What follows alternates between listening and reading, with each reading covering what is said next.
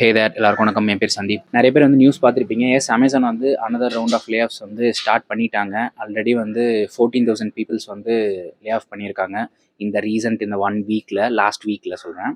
இந்த 14,000 அப்படின்றது வந்து நாட் ஜஸ்ட் இந்தியா, குளோபலி தான் வந்து அவங்க ரிமூவ் பண்ணியிருக்காங்க. அண்ட் இது வந்து ஆக்சுவலாக வந்து another set of layoff தான். ஆக்சுவலாக thousands of people are affected, including many from India. And I personally know some of them and it's really tough time for everyone. So இந்த வீடியோவில் நம்ம என்ன பார்க்க போகிறோம் அப்படின்னா, how big the layoff is and இது எப்படி go through பண்ணுறது, இதில் என்னென்னலாம் இருக்குது, இதுக்கு ரீசன்ஸ்லாம் என்ன அப்படின்றது தான் இன்றைக்கி இந்த வீடியோவில் வந்து நம்ம பார்க்க போகிறோம். ஃபர்ஸ்ட் நான் ஒரு விஷயம் கிளியர் பண்ணிக்க விரும்புகிறேன். இந்த லே ஆஃப் நடந்தது வந்து ஃபேஸ் 2 தான். ஆக்சுவலாக ஃபேஸ் 1 வந்து ஏற்கனவே நடந்துருச்சு. அது நம்மள நிறைய பேத்துக்கு தெரியாது. Yes, you heard it right. Phase 1 ஏற்கனவே நடந்துருச்சு. 2022லேருந்து 2023க்குள்ளே மொத்தம் 27,000 பீப்புள்ஸ் வந்து லே ஆஃப் ஆகியிருக்காங்க அமேசான்லேருந்து. ஸோ இந்த லே ஆஃப்க்கு வந்து என்ன காரணம் அப்படின்னா கரெக்ஷன் தான். அண்ட் இப்போ நடந்துட்டு இருக்க லே ஆஃப் வந்து ஃபேஸ் 2. இது வந்து சடன் கட், முன்ன பண்ணது வந்து ஸ்லோ கட். ரெண்டுத்துக்கும் என்ன டிஃபரன்ஸ் அப்படின்னா, ஸ்லோ கட் அப்படின்னா வந்து கொஞ்சம் கொஞ்சமாக பீப்புள்ஸ் வந்து ரிமூவ் பண்ணுறது. லைக் அது வந்து ரொம்ப பெருசாக நியூஸ்லேயோ இல்லை எதுலேயுமே வராது. உள்ள இன்டர்னல் பீப்புள்ஸ்க்கு மட்டும்தான் தெரியும் கொஞ்சம் கொஞ்சமாக வந்து ஆள் ரிமூவ் பண்ணிட்டு இருக்காங்க அப்படின்றது.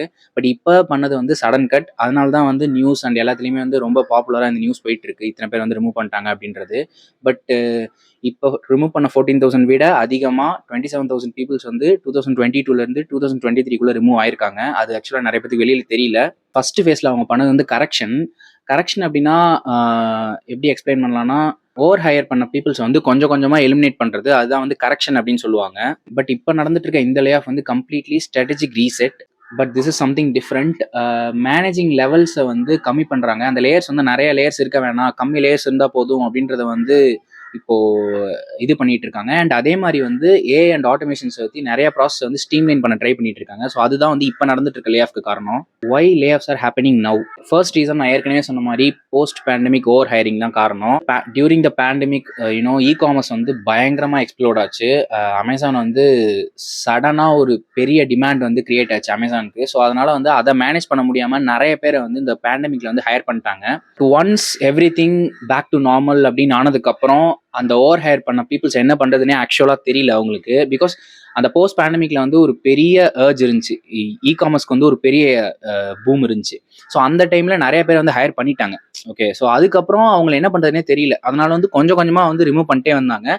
ஸோ அதுதான் வந்து அதுவும் one of the main reason இப்போ நடந்துட்டு இருக்க இந்த லே ஆஃப்ஸ்க்கு. சிம்பிளாக சொல்ல போனால், இப்போ இருக்க கரண்ட் மார்க்கெட்டுக்கு ஏற்ற மாதிரி அவங்க நம்பர்ஸை வந்து பேலன்ஸ் பண்ணிட்டு இருக்காங்க. அதுக்கு தான் வந்து இந்த லே ஆஃப் நடந்துட்டு இருக்கு. செகண்ட் ரீசன் வந்து AI reallocation and efficiency drive. AI and automation மூலமாக வந்து நிறைய ப்ராசஸை வந்து ஸ்ட்ரீம்லைன் பண்ணுறதுக்கு வந்து ட்ரை பண்ணிட்டு இருக்காங்க. நிறைய ப்ராசஸ் வந்து ஸ்ட்ரீம்லைனும் பண்ணிட்டாங்க ஆல்ரெடி. டசன்ட் மீன் அமேசான் வந்து ஸ்ட்ரிங்க் ஆகுது அப்படின்றதுலாம் இல்லை. Amazon is not shrinking. எப்படி சொல்லலாம், reallocating billions of dollars into AI and automations, many repetitive task and admin roles இதெல்லாமே வந்து கம்ப்ளீட்டாக ஆட்டோமேட் பண்ணிட்டாங்க அவங்க. ஸோ அமேசானோட கரண்ட் ஃபோக்கஸ் என்ன அப்படின்னா எஃபிஷியன்சி அண்ட் ஸ்மார்ட்டர் சிஸ்டம்ஸ் தான், மேன் ஃபோர்ஸ் மேலே கிடையாது. அதனாலையும் இந்த லே ஆஃப்ஸ் வந்து நடந்துட்டு இருக்கு. தேர்ட் முக்கியமான ரீசன் வந்து லீனர் கல்ச்சர். அமேசானோட சிஇஓ ஆண்டி ஜேசி வந்து ஒரு ஸ்டேட்மெண்ட் சொல்லியிருந்தார்ல. ஸோ அதை வந்து இப்போதான் இம்ப்ளிமெண்ட் பண்ணுறாங்களோன்னு சொல்லிட்டு நமக்கு தோணுது. அவர் என்ன சொல்லியிருந்தாரு அப்படின்னா, run the company like world largest start up. So அவங்க வந்து பழைய பேசிஸ்க்கு போகிறதுக்கு ட்ரை பண்ணிட்டு இருக்காங்க. லைக் எப்படி சொல்கிறது, மல்டி லேயர்ஸ் ஆஃப் மேனேஜ்மெண்ட் இதெல்லாம் வந்து தேவையில்லை, சிம்பிளாக வந்து வச்சுக்கணும். ரொம்ப மல்டி லேயர்ஸ் வச்சு அதில் வந்து கன்ஃபியூஸ் பண்ணுறது அப்படின்ற மாதிரி இருக்கிறதெல்லாம் வேணாம் அப்படின்ற மாதிரி வந்து அவங்க பழைய ப்ராசஸ்க்கு வந்து எடுத்துகிட்டு போகிறதுக்கு வந்து ட்ரை பண்ணிட்டு இருக்காங்க. ஸோ அதை தான் வந்து ஆண்டி ஜேசி வந்து சொல்லியிருந்தாரு. இந்த middle management and coordination roles இதெல்லாத்தையும் வந்து கம்ப்ளீட்டாக ரிமூவ் பண்ணணும் அப்படின்றது தான் வந்து இதோட மெயின் நோக்கமே.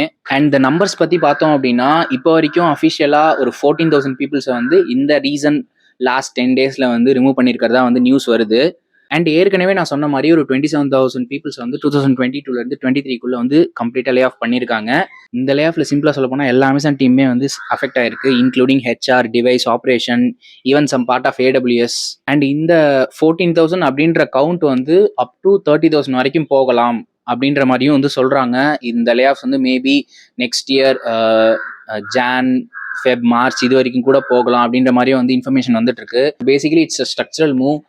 ஏ அண்ட் ஆட்டோமேஷன் வச்சு ப்ராசஸ் எல்லாத்தையும் ஸ்ட்ரிங் பண்ணுறதுக்கு வந்து ட்ரை பண்ணிட்டு இருக்காங்க. மேன் ஃபோர்ஸ் அண்ட் கோஆர்டினேஷன் இதெல்லாம் இல்லாமல் எப்படி வந்து ஸ்ட்ரிங் பண்ணலாம், எவ்வளோ ஸ்ட்ரிங் பண்ண முடியும் அப்படின்றதான் வந்து ட்ரை பண்ணிட்டு இருக்காங்க இப்போதைக்கு.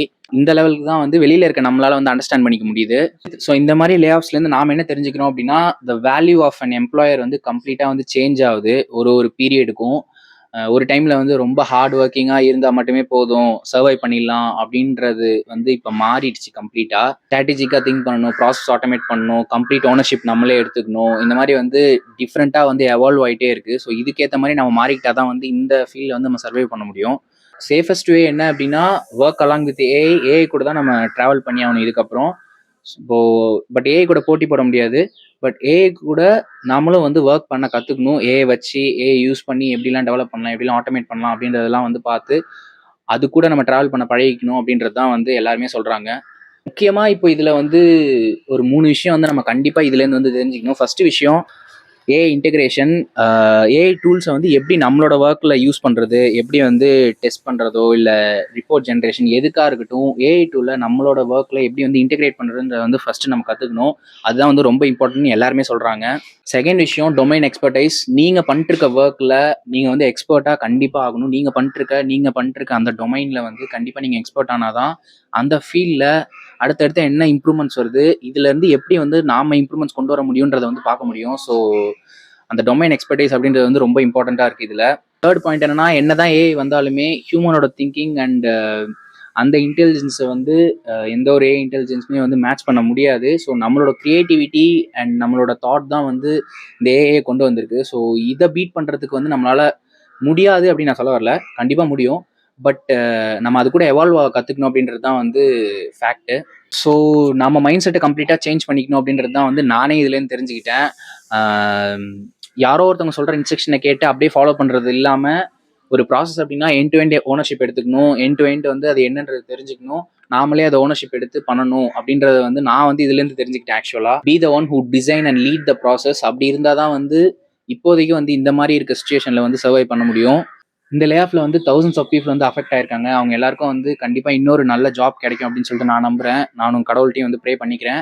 அண்ட் இந்த மாதிரி விஷயம் வந்து நடக்கிறப்ப வந்து நம்மளை சுற்றி இல்லை, அது ஒரு நெகட்டிவ் வைப்பாக வந்து கிரியேட் பண்ணுது. இன்ஃபேக்ட் எனக்கு தெரிஞ்சு எனக்கு க்ளோஸாக இருந்த கொஞ்சம் பேரும் வந்து இதனால அஃபெக்ட் ஆயிருக்காங்க. ஸோ அதுவுமே one of the main reason இந்த வீடியோ நான் அப்லோட் பண்ணுறதுக்கு.